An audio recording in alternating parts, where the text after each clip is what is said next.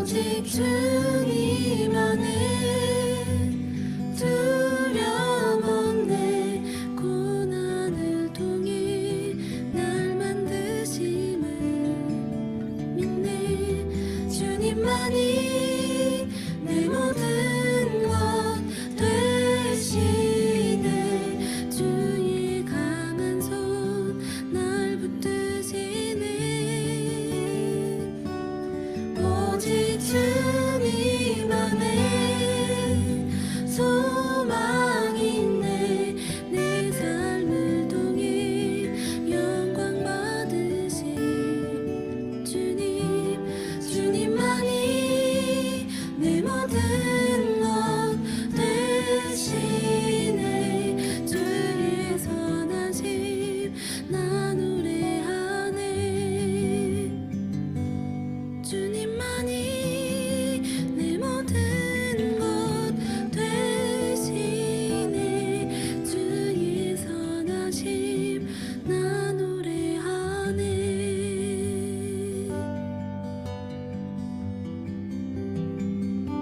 반갑습니다. 오늘 비 오는데 꽃구경도 못 가셨을 텐데 예배 많이 나오시지. 우리 찬양하겠습니다. 3절 부르시고 4절 부를 때 일어나시겠습니다.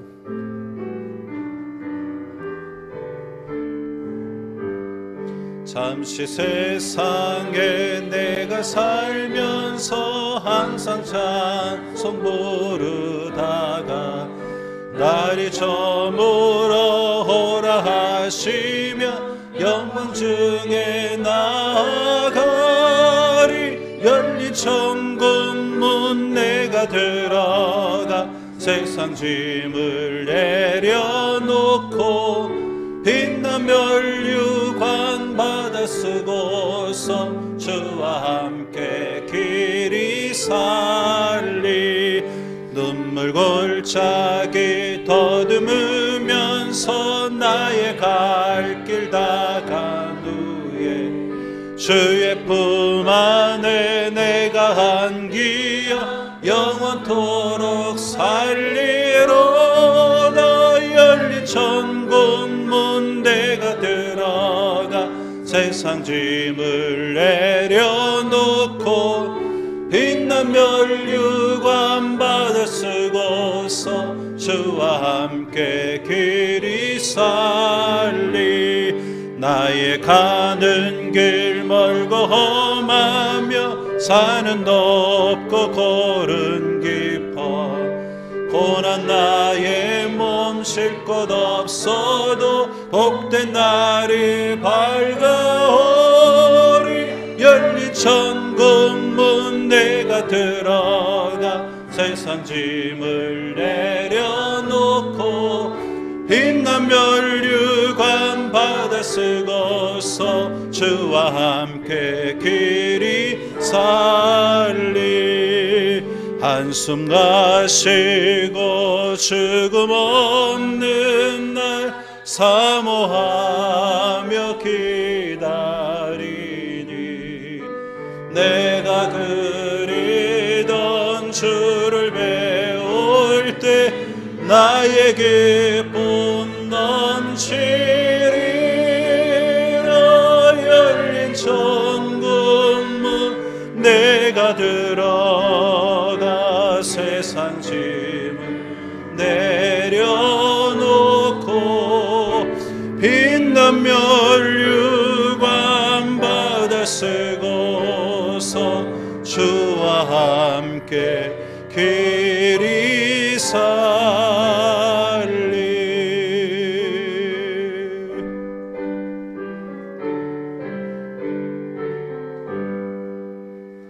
만복의 근원 하나님 온 백성 찬송 드리고 저 천사여 찬송하세.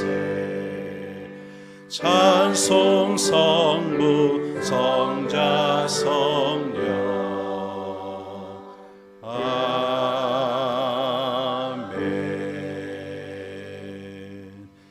전능하사 천지를 만드신 하나님 아버지를 내가 믿사오며 그 외아들 우리 주 예수 그리스도를 믿사오니 이는 성령으로 잉태하사 동정녀 마리아에게 나시고 본디오 빌라도에게 고난을 받으사 십자가에 못 박혀 죽으시고 장사한 지 사흘 만에 죽은 자 가운데서 다시 살아나시며 하늘에 오르사 전능하신 하나님 우편에 앉아 계시다가 저리로서 산자와 죽은 자를 심판하러 오시리라. 성령을 믿사오며 거룩한 공예와 성도가 서로 교통하는 것과 죄를 사하여 주시는 것과 몸이 다시 사는 것과 영원히 사는 것을 믿사옵나이다. 아멘. 우리 자리에 앉으셔서 찬양하겠습니다. 내 마음을 가득 채운 주 향한 찬양과 사랑 어떻게 표현할 수 있나.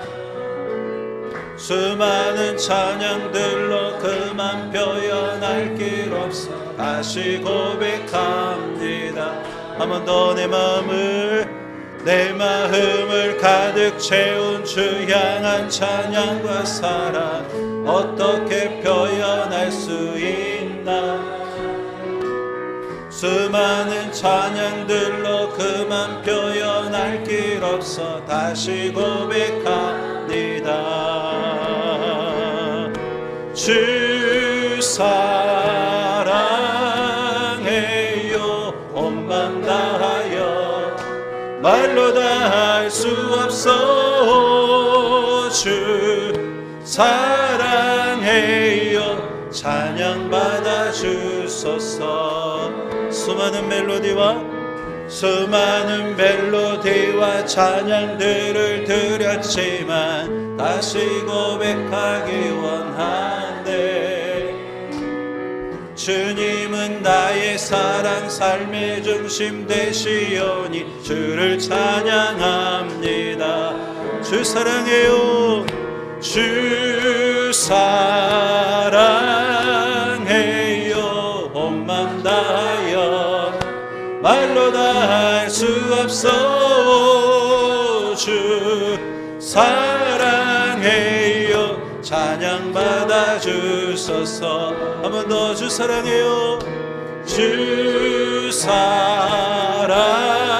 사랑해요. 온 맘 다하여 말로 다 할 수 없어. 주 사랑해요. 찬양 받아 주소서. 해 뜨는 데부터 해 지는 데까지 주 이름 찬양 받으리. 해 뜨는 데부터 해 지는 데까지 주 이름 찬양 받으리. 랄랄라 할렐루야. 여호와의 모든 종들아 주 이름 찬양해. 이제부터 영원까지 주 이름 찬양할지로다. 한 번 더 랄랄라 할렐루야. 여호와의 모든 종들아 주 이름 찬양해. 이제부터 영원까지 주 이름 찬양할지로다. 주와 같이 길 가는 것 즐거운 일 아닌가. 우리 주님 걸어가신 알자취를 밟겠네. 한 걸음 한 걸음 주 예수와 날마다 날마다 우리 걸어가리. 어린아이 같은 우리 미련하고 약하나 주가 손에 이끌리어 생명길로 가게. 한 걸음 한 걸음 한 걸음 주 예수와 함께 날마다 날마다 우리 걸어가리. 한 걸음 한 걸음 주 예수와 함께 날마다 날마다 우리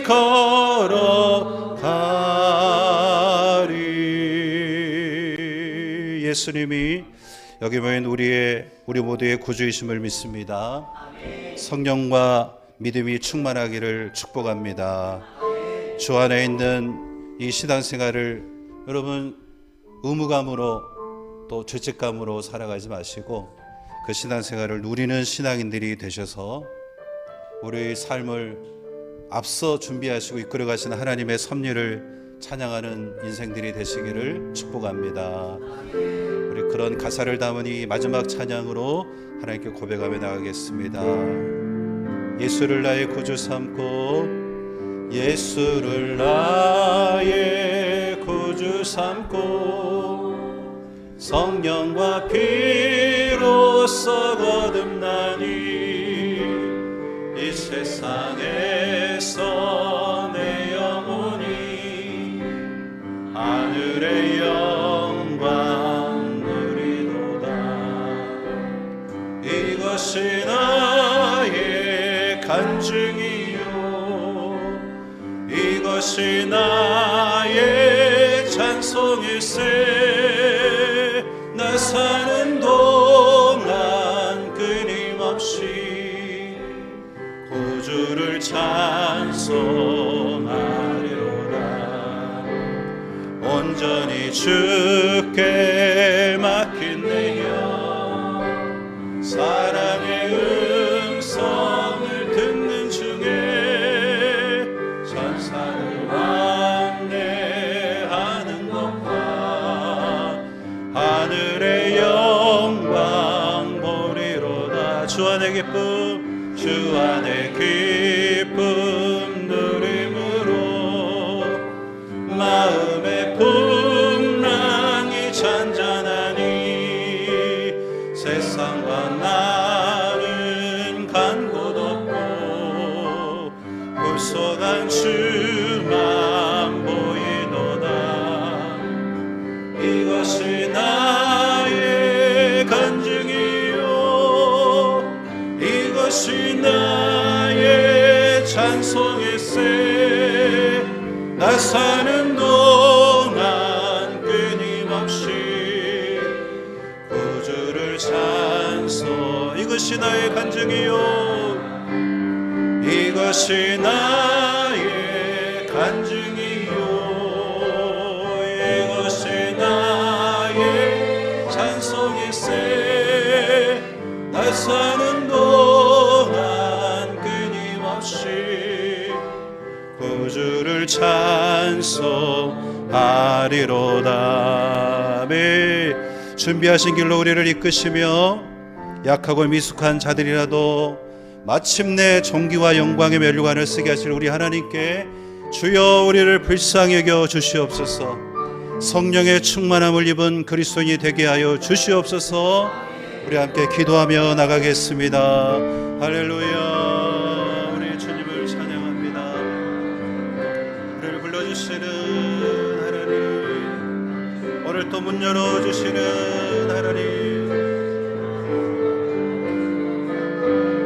말없이 우리를 받아들여 주시고 오늘 또 내 안에 거하고 수고하고 무거운 짐진 자들아 내게로 오라. 내가 너희를 쉬게 하리라 말씀하시는 하나님의 귀한 음성이 예배를 사모하며 주님의 자리에 나온 무엇 사람의 영혼에 주님 들려지고 그들의 심령에 찾아오는 은혜를 허락하여 주시옵소서. 주여 이 예배 가운데 임재하여 주시옵소서. 우리 각 사람의 영혼 위에 임재하여 주시옵소서. 하나님의 은혜를 채워주시고 성령으로 충만케 하시고 믿음으로 살아갈 담대함과 주님 열정을 품게 도와주시옵소서. 말씀하여 주시고 새롭게 하시고 변화시켜 주옵소서. 삶 속에 회개가 일어나게 하여 주시옵소서. 주님의 영광을 보게 하옵소서. 할렐루야. 주님, 오 주님.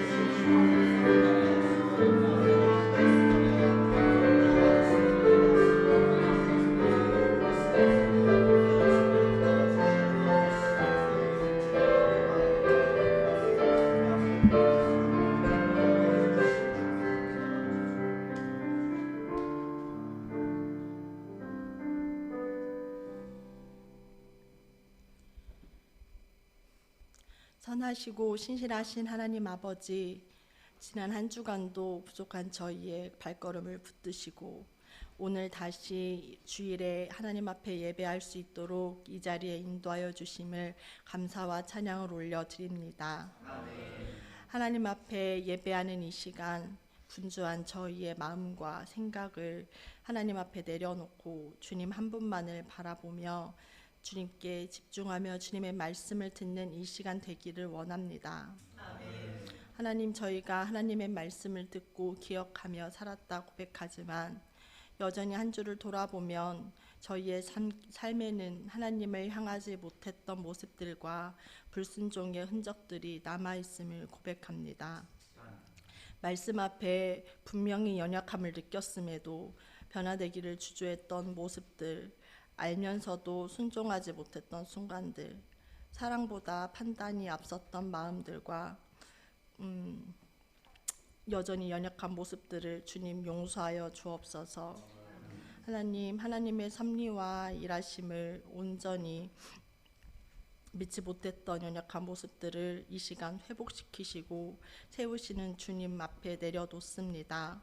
오늘 예배하는 이 시간 주님의 말씀 앞에 깊이 거하는 참된 예배자로 서기를 원합니다.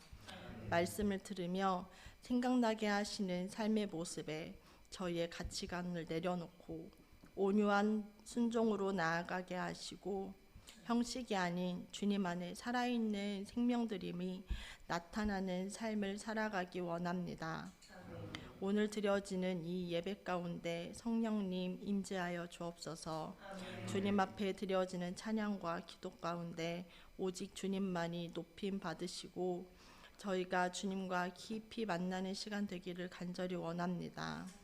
여기 모인 예배 공동체에게 듣는 귀와 깨닫는 마음을 허락하여 주시고 하나님으로부터 받는 은혜가 저희의 지식으로만 머물지 않고 삶의 행동과 변화로 이어지는 복을 허락하여 주옵소서. 저희 풍성한 공동체가 이 지역사회에서 빛과 소금의 사명을 하나님 앞에 감당하는 교회 되게 하시고 저희 서로 사랑하면서 세워주는 건강한 지체로 성장하는 가운데 주님께서 명하신 전도의 사명을 뜨겁게 감당하기 원합니다. 삶에서 만나게 하시는 사람들과 장면들 속에서 복음을 전할 수 있는 지혜와 또 그 영혼들을 향한 하나님의 마음을 덧입혀 주옵소서. 이 시간 하나님께서 세우신 강단에서 선포되는 말씀 하나님의 음성으로 듣기 원합니다. 말씀 전하시는 목사님께 성령의 충만함과 지혜를 더하여 주옵소서. 맡겨주신 사역 감당하실 때에 영육간에 피곤치 않도록 새 힘을 공급하여 주시고 삶에서 만남의 복을 더하여 주옵소서. 하나님, 이 시간 드려지는 예배의 모든 시작과 끝을 주님께 온전히 의탁합니다. 우리를 사랑하시는 예수님의 이름으로 기도드렸습니다. 아멘. 오늘 우리에게 주시는 하나님의 말씀 창세기 22장 20절에서 24절입니다.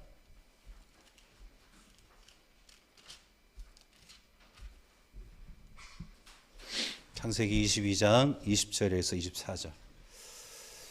네, 성경 찾아 놓으시고요. 지난주 우리는 19절까지 아브라함이 놀라운 시험, 테스트를 합격한 그 이야기를 읽으시면서 아브라함의 그 패스가 내일처럼 기쁘고 또 우리 신앙도 저렇게 돼야 할 텐데 그런 마음을 다들 가지셨을 거라고 생각을 합니다.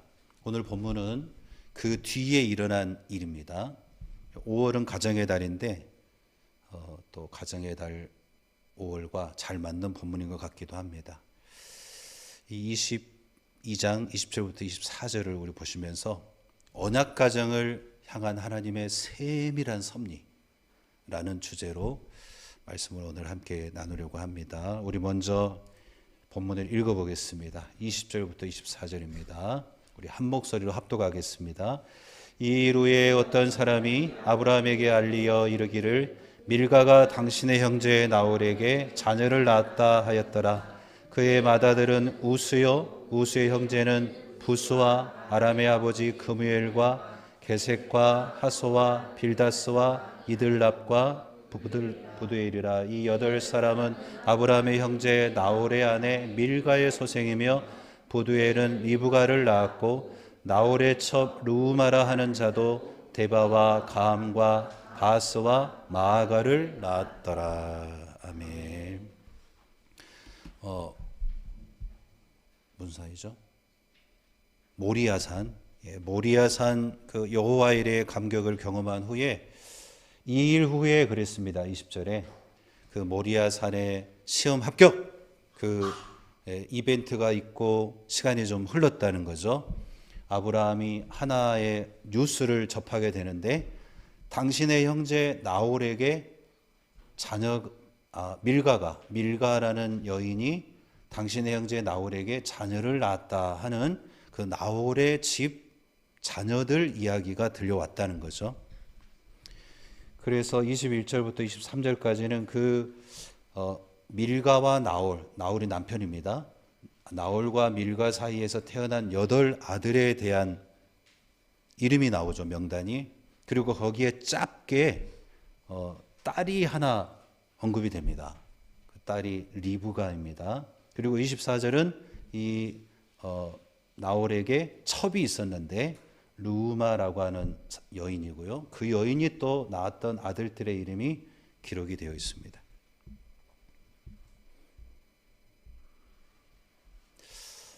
오늘 말씀의 제목은 신앙의 바통특치, 신앙의 바통특치, 아름다운 전환구역이라는 제목으로 말씀을 함께 나누겠습니다.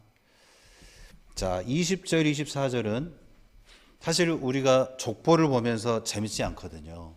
족보가 나오면 마치 갑자기 수학 시간이 된 것 같은 그런 느낌이 들죠. 그 10절, 19절까지의 이야기가 너무 재밌고 그 다음에 어떻게 됐을까? 이것을 빨리 읽고 싶은 우리 마음인데 이 족보가 중간에 딱 끼어가지고 이야기의 흐름을 문맥이라 그러죠. 문맥을 끊어놓고 있다. 이런 느낌을 받지만 사실 이 창세기가 지금 족장들의 이야기를 써내려가는 중이지 않습니까? 아브라함, 이삭, 야곱, 12아들 이렇게 이어지는 족장의 이야기를 기록을 하면서 즐겨 사용하는 용법이 있어요. 용법. 그게 뭐냐면 톨레도트라고 족보용법이라고 그렇게 부릅니다. 족보용법. 족보를 사용해서 어떻게 사용하느냐? 족보를 사용해서 그 앞의 이야기와 족보 뒤에 시작되는 이야기를 구분을 한다는 거죠. 창세기를 기록함에 있어서 이 톨레도트 용법을 자주 사용을 하는 것을 우리가 자세히 읽어보시면 알 수가 있습니다. 오늘 첫 번째 제목은 교훈은 족보용법은 구속사의 주인공이 교체된다는 뜻입니다. 족보가 딱 나오면 누군가의 이야기가 끝난다는 신호라는 것이죠. 누구의 이야기였어요? 그 족보가 등장하기 전에 이야기의 주인공이었던 사람. 오늘 우리에겐 누굽니까? 아브라함이죠. 아브라함의 이야기가 끝나가고 이제 새로운 다음 세대가 이야기의 무대의 중심에 서게 된다. 그 사람에게 조명이 비치게 된다. 그 표시가 이 톨레도트 용법의 의미라는 것입니다. 자, 지금까지는 아브라함을 중심으로 하나님의 구속사가 흘러갔는데 이제 이삭에게로 그 중심이 넘어간다는 신호탄인 거죠. 특히 이제 이 족보에 리브가라고 하는 이 그 아들들을 낳았던 밀가와 루우마라고 하는 그 어머니의 이름 말고 여인의 이름은 딱 하나 있는 거죠. 그게 누굽니까? 리브가죠, 리브가. 아들들만 얘기하다가 딸을 낳았다. 이게 정말 그 집안이 딸이 하나밖에 없었다는 뜻일 수도 있지만 그러나 그거보다는 신학적인 강조인 것이죠. 이 리브가를 여기에 이제 소개를 함으로써 우린 다 알잖아요. 이 리브가가 누굽니까? 이삭의 아내거든요. 나중에 이삭과 결혼하게 될 여자입니다. 이 여자의 이름이 여기 등장한다는 것도 이제 이 족보 이후의 이야기는 이 이삭이 중심 인물이다라고 우리에게 표시를 해주는 것이죠. 제가 오늘 소품을 하나 가져왔는데 이어달리기라고 저 바통 패스라고 되어 있는데 바통 터치라고 하죠. 오늘 제목이 뭡니까? 거룩한 아름다운 전환구역. 그랬죠. 전환구역. 이어달리기라고 있지 않습니까? 400m를 100m씩 나눠서 100m를 잘 뛰는 선수가 국가별로 4명씩 나와가지고 이어달리기를 하죠. 또 400m, 트랙을 한 바퀴 돌면 400m입니다. 400m를 잘 뛰는 선수가 400, 400, 400, 400 이렇게 하죠. 1600m를 이어달리기를 하죠. 이어달리기 두 종목이 있습니다. 육상에서. 그때 이제 사용하는 게 바통이거든요. 이건 바통은 아닙니다. 3층에서 비슷한 게 있어서 들고 내려왔습니다. 이 이어달리기에서 가장 중요한 순간이 언제냐면 빨리 달리는 때가 아니라 이 달려오던 주자가 자기를 기다리고 있는 다음 주자에게 이 바통을 넘겨주는 순간이에요. 이게 되게 힘들어요. 세계에서 달리기를 잘하는 선수가 가장 많은 곳이 미국 그리고 자메이카 두 나라입니다. 자메이카는 왜 그런지 모르겠어요. 늘 춤추고 다녀서 그럴 수도 있어요. 몸이 가벼워가지고. 우사인 볼트가 자메이카죠. 그 우사인 볼트 이후로 육상에서 금메달이 자메이카에서 쏟아지죠. 우리 손흥민 선수가 축구 잘하니까 우리 아이들이 다 축구장 가듯이 한 명의 영웅이 탄생하면 그것을 따라가려고 하는 힘이 있는 것 같아요. 근데 자메이카 못지않게 육상을 잘하는 국가가 미국인데 이 미국이 이 이어달리기에서 자주 탈락합니다. 일종의 징크스죠. 한 번 그런 일이 있으면 또 그럴까 봐 선수들이 긴장을 하는데 미국이 잘하는 게 뭐냐면 이 이어달리기 중에 바통을 떨어뜨리는 실수를 자주 범합니다. 미국이. 실력은 최고인데 바통을 넘겨주다가 떨어뜨려 가지고 탈락. 이게 바통을 잘못 주면 바통을 떨어뜨리면 어떻게 해야 됩니까? 받았던 선수가 돌아가서 주워 가지고 다시 뛰어야 됩니다.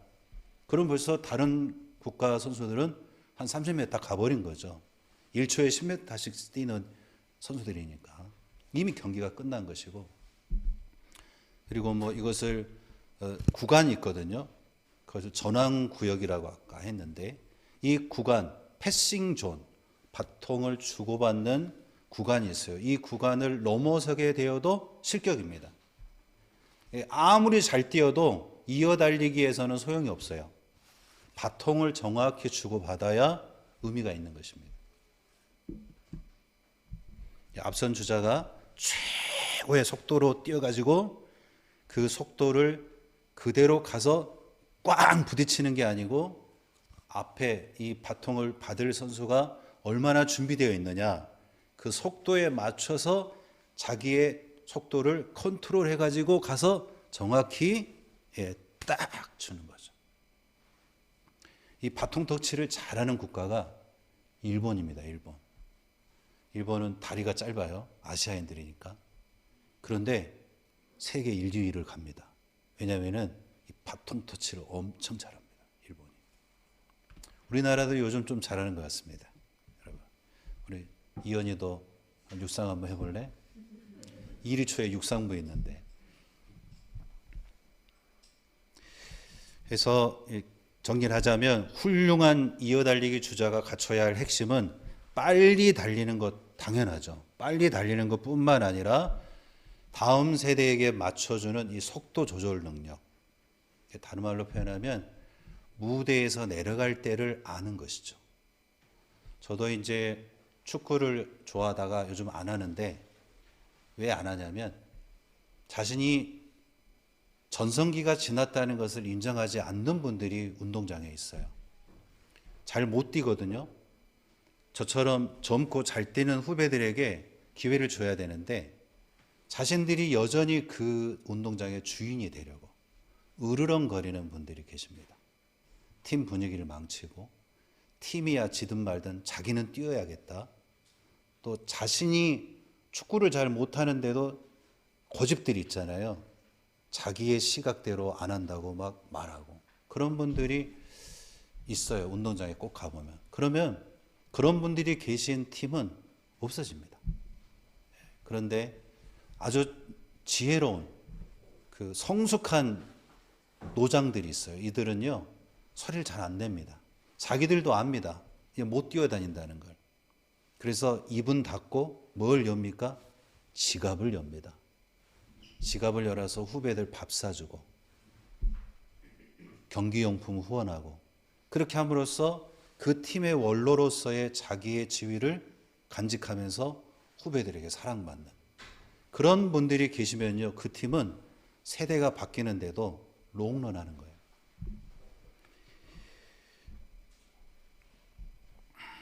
내가 가진 경험 또 내가 한창 때 이루었던 자산들 그런 것들을 다음 주자가 안정적으로 건네받을 수 있도록 속도를 조절할 줄 알고 역할을 컨트롤할 줄 아는 것 이것이 여러분 이 앞선 주자들에게는 굉장히 중요합니다. 우리 신앙인들에게도 굉장히 중요합니다. 왜냐하면 우리는 언제까지 가야 돼요? 교회는 주님 오실 때까지 가야 되는데 어떤 분들은 목사님 아이고 우리 세대가 요즘 젊은 것들 헌금도 안 해요. 우리가 다 헌금한 거잖아요. 우리 같이 해외여행 좀 다녀와요. 이 머리에 든 게 없는 사람들이에요. 이 교회가 어디까지 가야 돼요? 주님 오실 때까지. 다음 세대들을 키우는데 그 돈을 써야죠. 어디 자기들이 가방 들고 놀러 다니는데 쓰자고 그런 얘기를 제가 들은 얘기인데 루머일 거라고 생각을 합니다.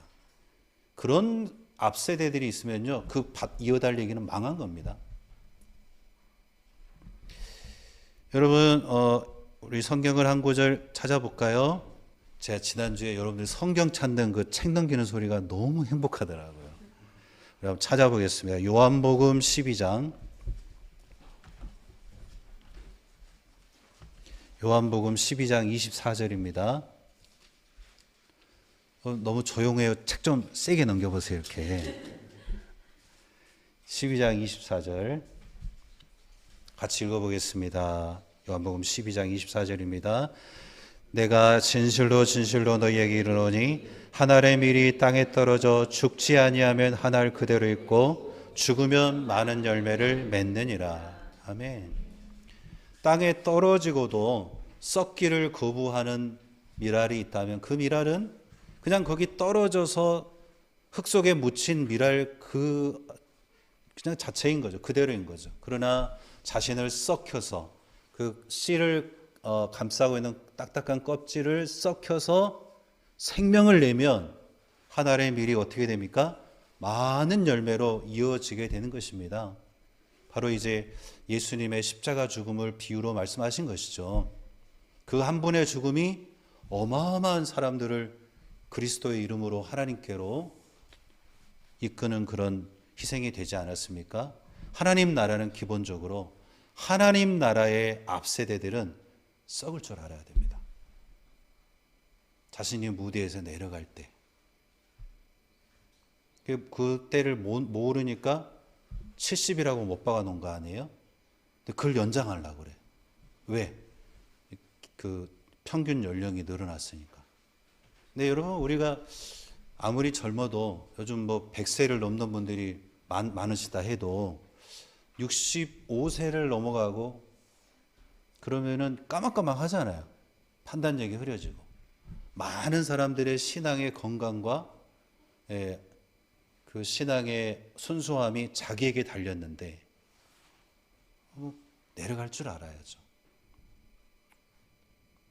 내려갈 줄 알아야죠.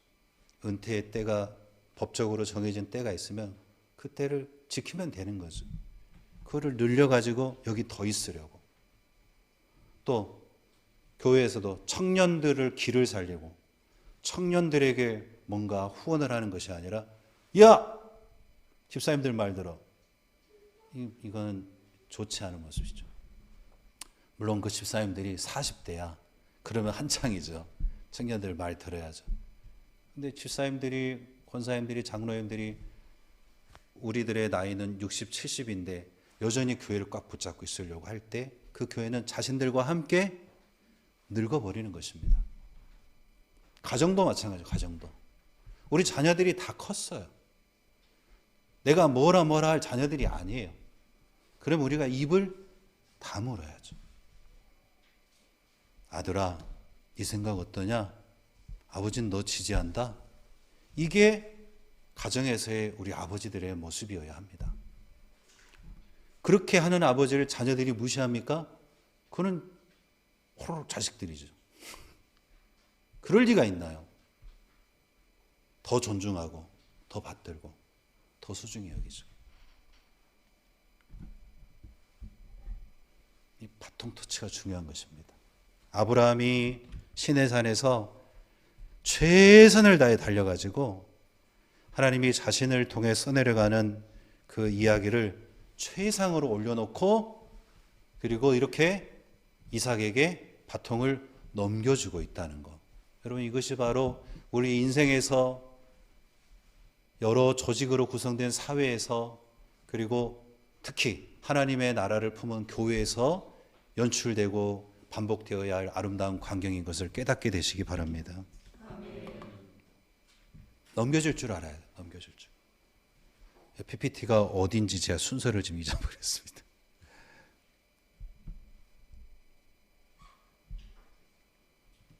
여러분, 한번 적용을 해보겠습니다. 오늘은 제가 특별히 주보에 그런 여백을 좀 만들어 드렸는데, 여기 보시면 적용이라고 되어 있죠. 우리 적용 한번 읽어보겠습니다. 나는 내 삶이겠죠. 오타네요. 나는 내 삶이 누군가의 이정표가 될 것을 주의하며 살고 있습니까? 특히 부모로서 내 자녀에게 신앙의 앞주자로 충분히 헌신하고 있나요? 여러분, 우리 신앙인들이 하나님 앞에서 너 잘 달렸니? 할 때 반드시 하나님이 물어보시는 게 뭐겠어요? 너 따라오던 자녀 어디 있니? 이거 물어보신다고요. 피하고 싶어도 피할 수 없는 질문이에요. 그 자녀들이 누구 보고 신앙 배웠니? 저요. 그 자녀들 어떻게 신앙생활하고 있니? 꼭 저처럼 하고 있겠죠. 100% 정답입니다. 나는 내 삶이 누군가의 이정표가 될 것이라는 것을 주의하며 똑바로 살고 있는가? 우리 집은 자녀들이 신앙인으로서 나를 보고 나를 존경하고 내 발자국을 디디면서 따라오고 있는 가정인가? 5월의 달에 이 질문 하셔야 됩니다. 하나님의 나라가 우리 가정에 입혀지지 않고 있는데, 여러분, 내가 강제로 어디가 교회 가야지 다 끌고 온들 무슨 의미가 있어요? 그게 목사님 제가 그럴 줄 알고 안 될 겁니다. 그게 무슨 궤변이에요? 하나님 나라를 소망한다는 분들이 내 다음 주자가 저기 떨어져서 나와 함께 달리지 않고 나만 하나님을 향해 달려가고 있다는 게 아무렇지도 않다면 자신을 돌아봐야죠. 또 한번 생각해 보십시오. 제가 시간 한 1분 드리겠습니다. 이 질문에 대해서 여러분 한번 자신을 돌아보시고 그 주보에 여러분만 아는 암호로 적어 보십시오. 시간 드리겠습니다.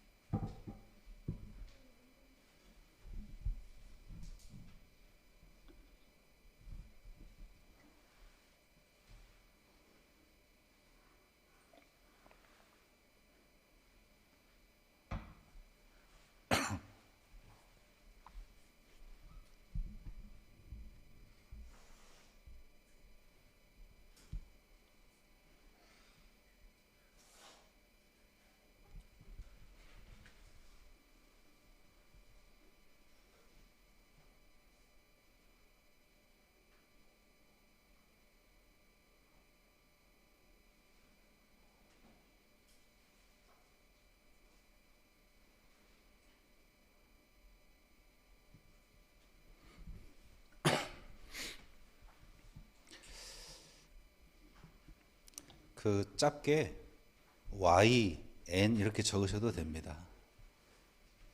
Yes, No. 노가 싫습니다가 되지 마십시오. 하나님 말씀 앞에서. 자, 두 번째 보겠습니다. 두 번째 교훈. 하나님은 신앙의 그릇의 순수성을 보존하기 위해 만남을 사용하십니다. 만남. 사람과 사람의 만남. 여러분, 앞서 말씀드렸듯이 족보는 이삭의 배필을 예고하는 거죠. 그래서 거기 뜬금없이 나온 거예요. 이제 이 달리기의 주자는 이삭이다 하면서 그 이삭의 미래 아내를 소개하는 거죠. 언약의 순수성이 보존되려면 이 가정이 더럽혀지면 안 된다라고 하는 사실을 하나님이 얼마나 조심히 보호해 오셨는가는 우리가 아브라함 이야기를 통해 몇 번이고 확인한 사실이죠. 그래서 하나님이 파라오 혼내고 아비멜을 혼내고 그런 겁니다. 이 가정 건들지 마라.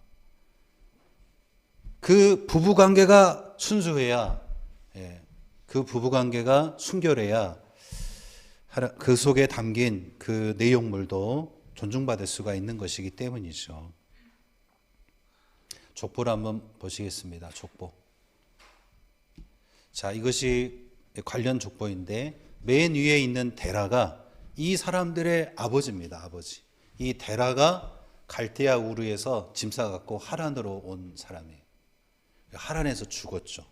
죽고 난 다음에 이제 그 데라의 아들들이 아브라함과 하란과 나홀. 저 하란은 지명 이름하고 같습니다. 이름이 하란입니다. 지금 우리가 살피는 사람은 누굽니까? 가운데 나홀이죠. 나홀. 형제지간이에요. 이 형제지간이고 밀가는 어디 있습니까? 밀가? 그 하란의 딸이죠. 밀가가. 그러니까 이거는 그 친인척이 결혼한 게 아니냐. 근데 고대 세계니까 지금 같은 문화하고는 다르죠. 그러니까 자기 형제의 딸을 아내로 받아들인 거죠. 나홀이. 그렇게 해서 태어난 아들들을 보면 나홀이 이제 밀가에게서 낳은 8아들, 그리고 루마라고 하는 첩에게서 낳은 4아들. 이게 이제 오늘 우리가 보신 족보인 것입니다. 그리고 그 밀가가 낳은 부두엘에게서 태어난 딸이 있었으니 저 딸이 누구예요? 리브가다. 리브가의 친오빠가 누굽니까? 라반이죠. 라반. 오빠가 태어나 있어요. 근데 언급을 안 한다고요. 지금 중요한 건 뭐예요? 리브가가 중요해요. 나홀의 소식이 아브라함에게 전달된 시점, 또 아들들의 이름 중에 유독 딸인 리브가의 이름이 소개된다는 점, 이런 점들을 우리가 고려해 볼 때 이미 준비하시고 인생을 이끌어 가시는 하나님의 여호와 이레의 그 섭리가 아브라함을 놓치진 않겠지만 이제 벌써 이삭을 중심으로 흘러가고 있다. 하나님이 그 섭리를 이삭을 중심으로 진행하고 있다는 것을 우리가 알 수가 있습니다. 그래서 오늘 두 번째 주제가 뭡니까? 하나님은 이 섭리를 이루어 가시기 위해 만남을 사용하신다. 만남. 우리는 이 만남에 관해서 성경에서 많은 인물들을 알고 있습니다.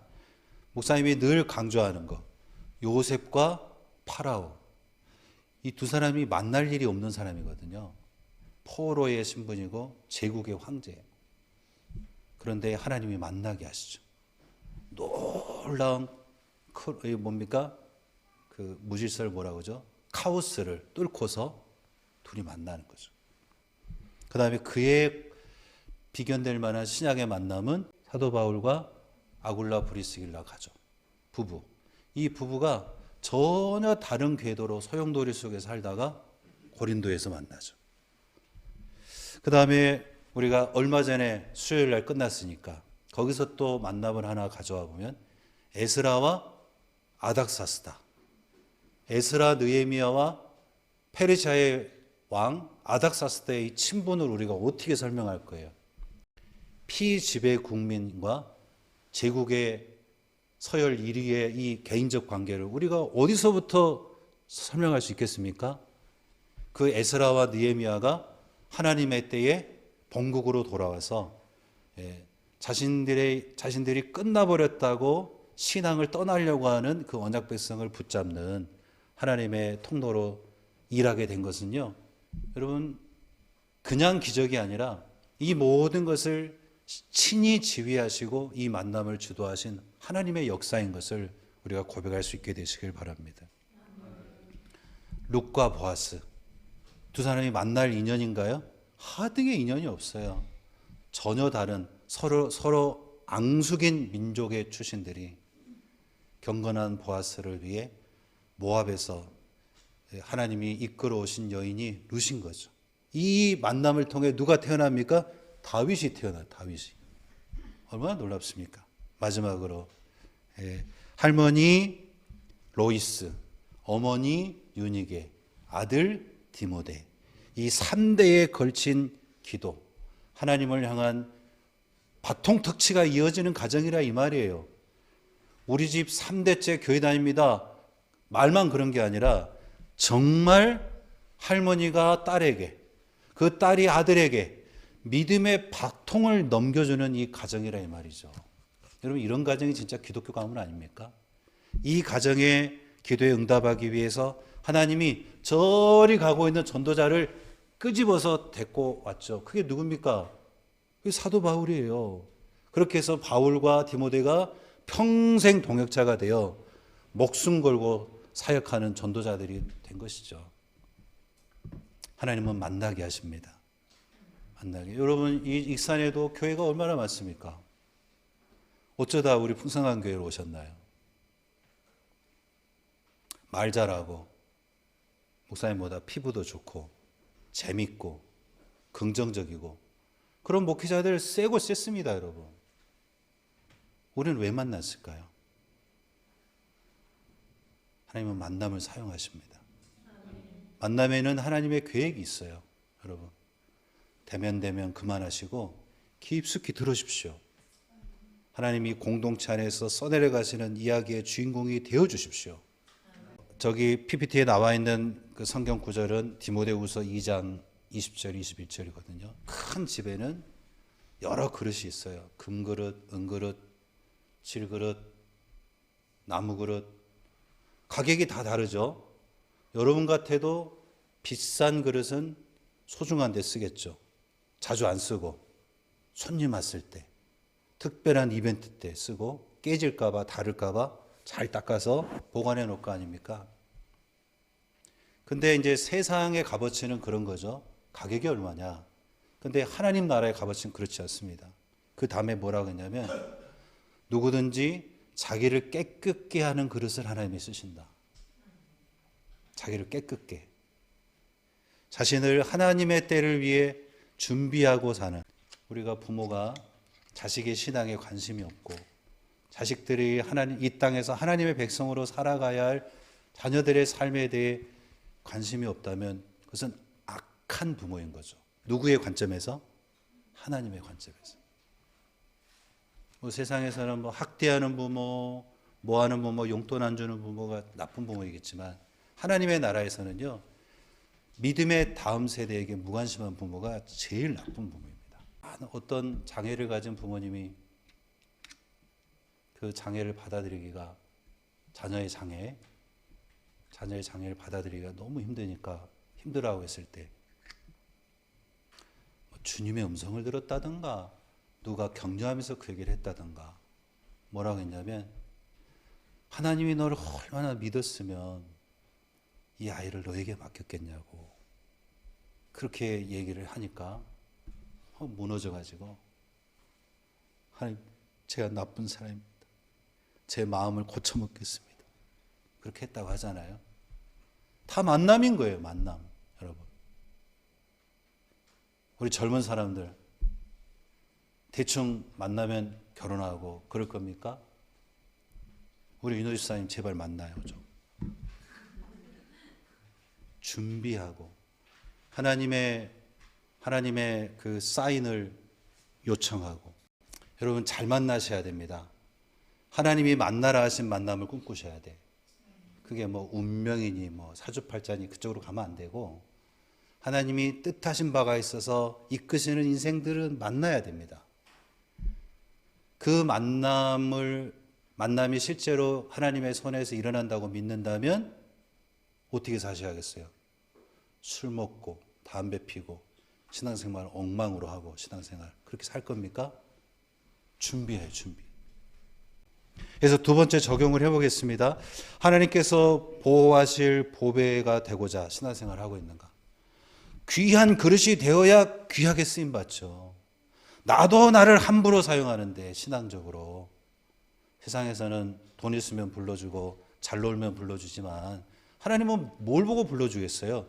믿음의 준비가 된 사람을 불러주시죠. 귀하게 쓰시고 하나님께서 보호하실 보배가 되고자 나는 내 신앙생활을 살아가고 있는가? 하나님의 응답을 신뢰하며 내 가치를 높이며 그것을 보존하며 살고 있는가? 여러분 그대로 됩니다. 그대로. 같은 신앙생활도요. 하나님이 귀하게 여기셔야 하나님이 꼭 좋은 데 불러 쓰십니다. 귀한데. 요 표현도 우리가 세상적으로 오해하면 안 되겠지만 그래서 여러분 두 번째 교훈이었습니다. 하나님은 만남을 사용하십니다.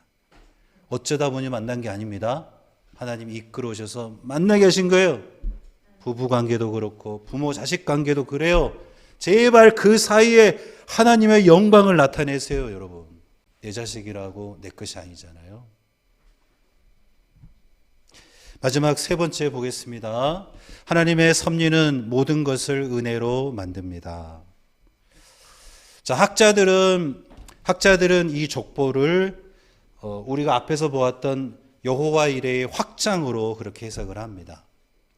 창세기는 아브라함이 모리아산에서 위대한 테스트를 패스하는 그 본문에다가 나란히 하나님이 멀리 북쪽의 하란에서 이삭의 배필을 준비해 오셨다는 사실을 배치를 시켰어요.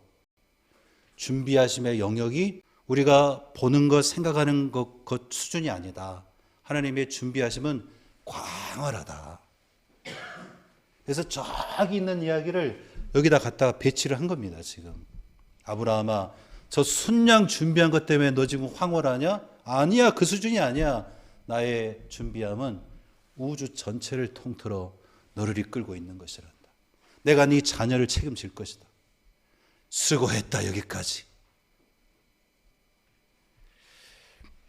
여러분 그럼에도 불구하고 인간이잖아요. 아브라함과 이삭은 흥분된 마음으로 하나님께 받은 그 놀라운 칭찬을 머금고 브엘세바로 돌아가서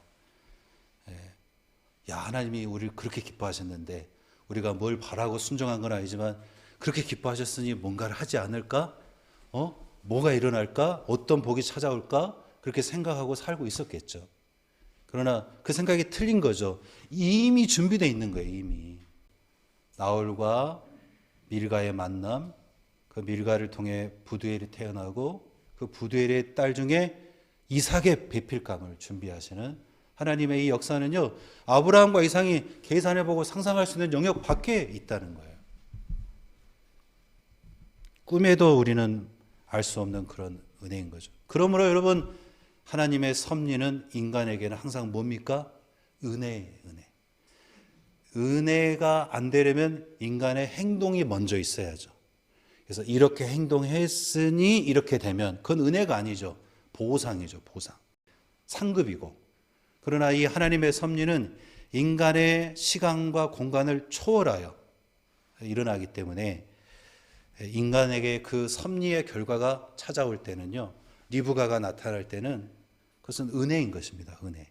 우리는 이제 나중에 창세기에서 이 리브가를 찾아 떠나는 이야기를 읽어볼 수가 있게 됩니다. 그래서 우리가 마지막으로 하나만 설명드릴 것이 이 섭리라고 하는 단어입니다. 섭리. 한번 따라해 봅시다. 섭리. 우리 옆 사람 보고 섭리. 섭리. 섭리가 뭡니까? 작게 되어 있는데 온 우주를 창조하신 하나님께서 자신의 피조물을 보존하시고 세상의 모든 사건을 다스리시며 정하신 목적을 향해 이끌어 가시는 그분의 활동을 가리켜서 섭리라고 합니다. 그분이 창조주로서, 이 우주를 창조하신 창조주로서 자신이 창조하신 그 피조물들을 보존하신다는 거예요. 하나님이 뜻하신 역사가 끝날 때까지는 이게 사라지면 안 돼요. 그래서 하나님이 이것을 보존하시고 세상의 모든 사건을 다스리시고 직접 다스리기도 하시고 그보다 훨씬 더 많은 부분은 하나님이 창조 때 설계해 놓으셨던 질서대로 공존합니다. 그것도 다스림이에요.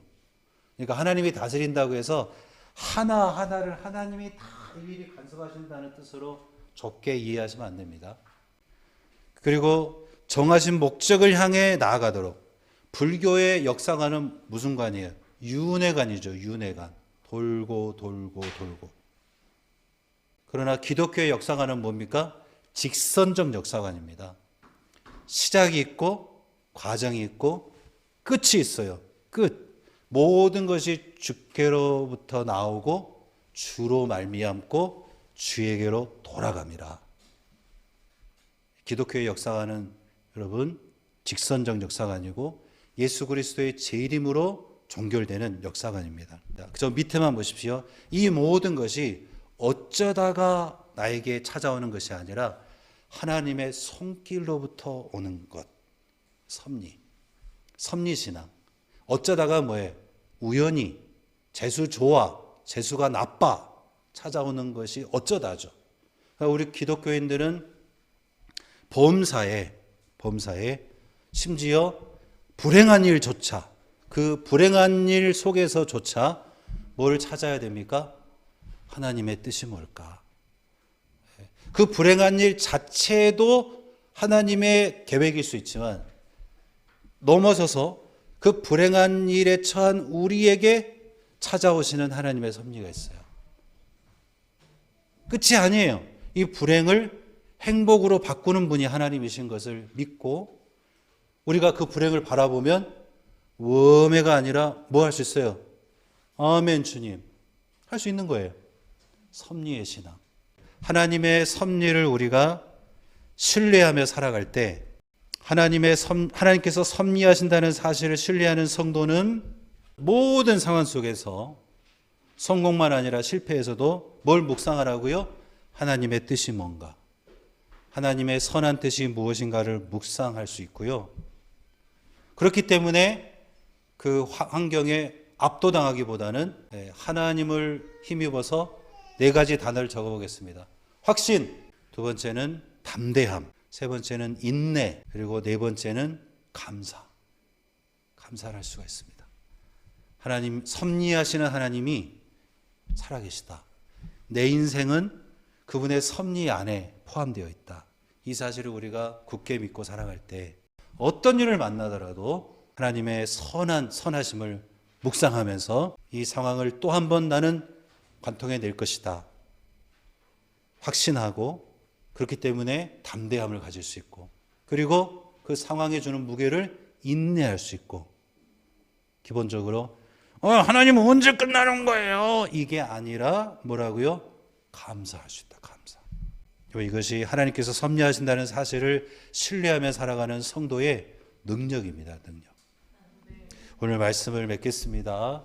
우리 오늘 이 나홀의 족보를 묵상하셨는데 이것은 하나님의 섭리의 족보인 거죠. 하나님의 섭리가 있다. 그 순양 준비하는 정도가 아니다. 드넓은 섭리가 너를 끼고 흐르고 있고 너와 함께 흘러가고 있다. 아브라함아, 걱정 말고 손을 놔라. 이삭아, 두려움 없이 내 손을 잡아라. 이제 너의 시대다. 여러분, 이러한 일들이 우리의 인간관계 속에 신앙생활하는, 함께 신앙생활하는 여러분의 가정 안에, 그리고 하나님의 나라를 꿈꾸는 풍성한 교회 안에 일어나게 되시기를 축복합니다. 5월에 가정의 달 5월에 여러분의 가정을 살펴보십시오.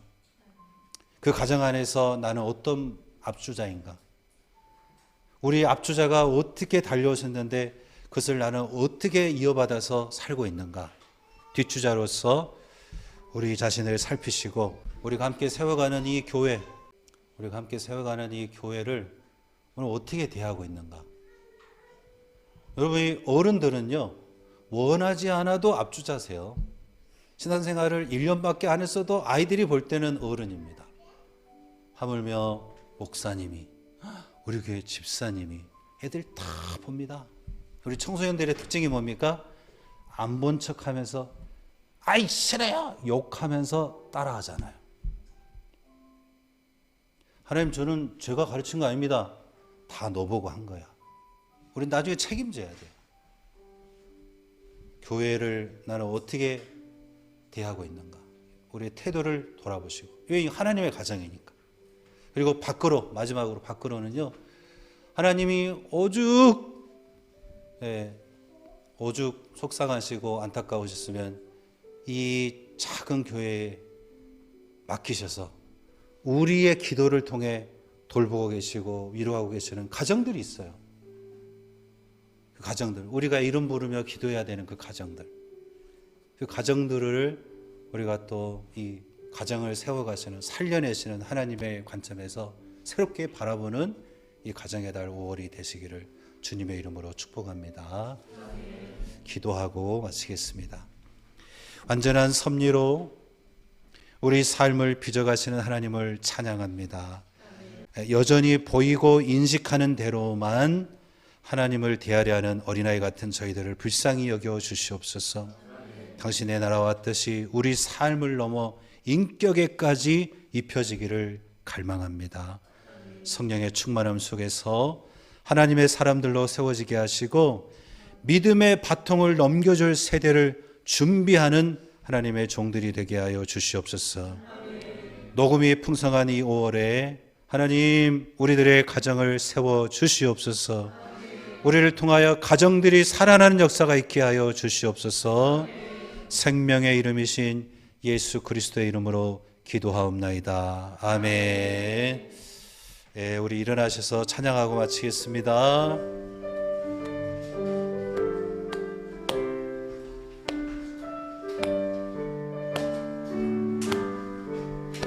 온 세상 위하여 나 복음 전하리.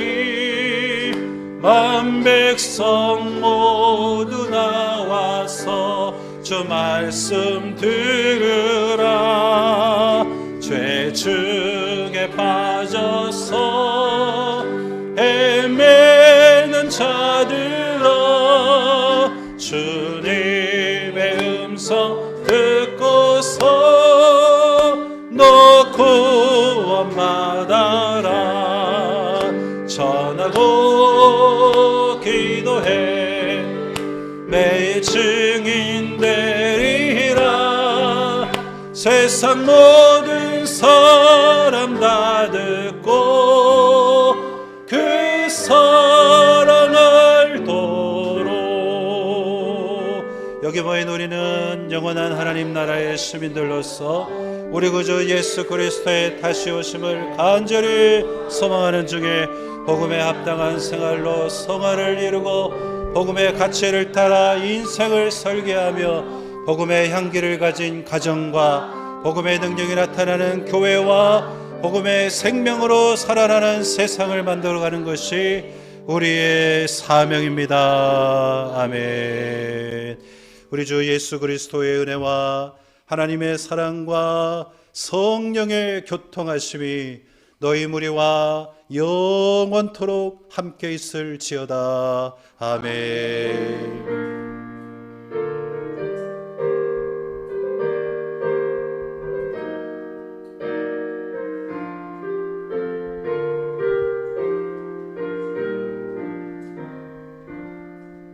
네, 오늘은 어린이 주일과 어버이 주일을 겸하여서 우리가 지켰습니다.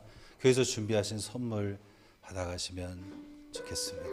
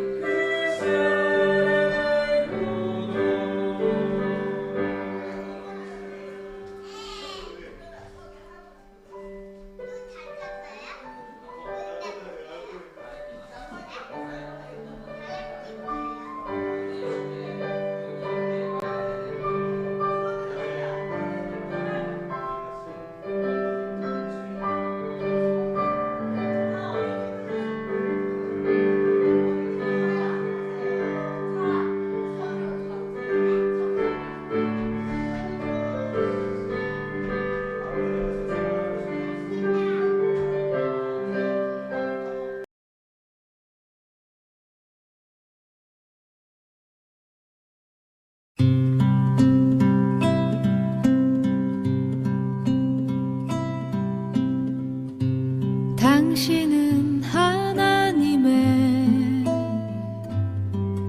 언약 안에 있는 축복의 통로, 당신을 통하여서 열방이 주께 돌아오게 되리. 당신은 하나님의 언약 안에 있는 축복의 통로, 당신을 통하여서 열방이 주께 예배하게 되리.